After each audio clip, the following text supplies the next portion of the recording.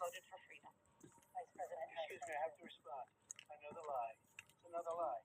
I have been a leader on IVF, which is fertilization.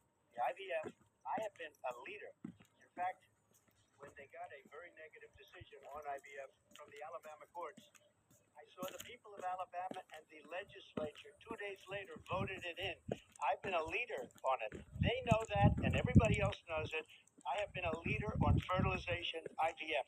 And the other thing, you should ask, will she allow abortion in the 8th month, 9th month, 7th month?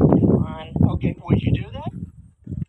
Why don't you ask me that question? Why don't you answer the question? Would you because veto? under Roe v. Answer Wade, the question with your you veto. could do abortions in the 7th month, the 8th month, the 9th month, and probably after birth. Just look at the former governor of Virginia.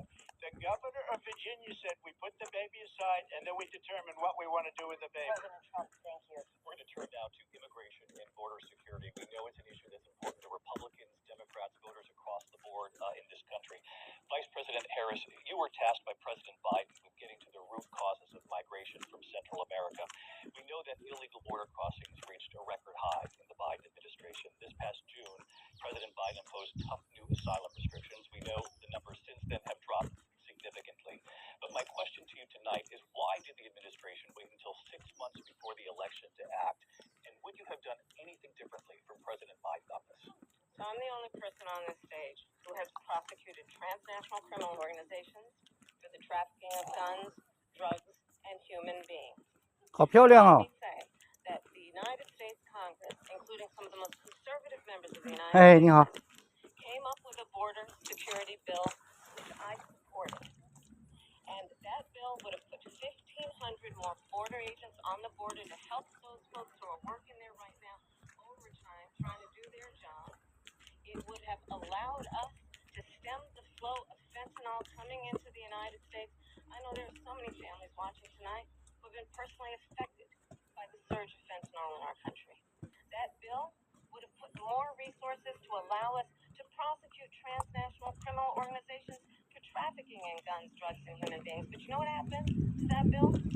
Donald Trump got on the phone, called up some folks in Congress, and said, kill the bill. And you know why?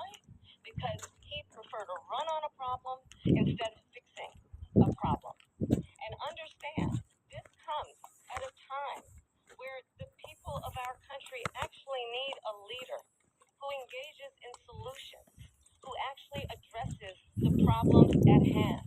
But what we have in the former president is someone who would prefer to run on a problem instead of fixing a problem.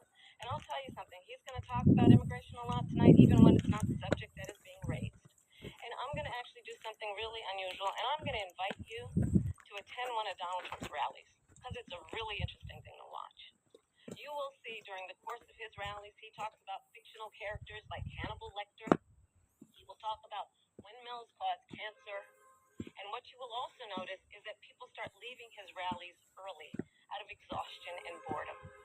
And I will tell you, the one thing you will not hear him talk about is you. You will not hear him talk about your needs, your dreams, and your desires.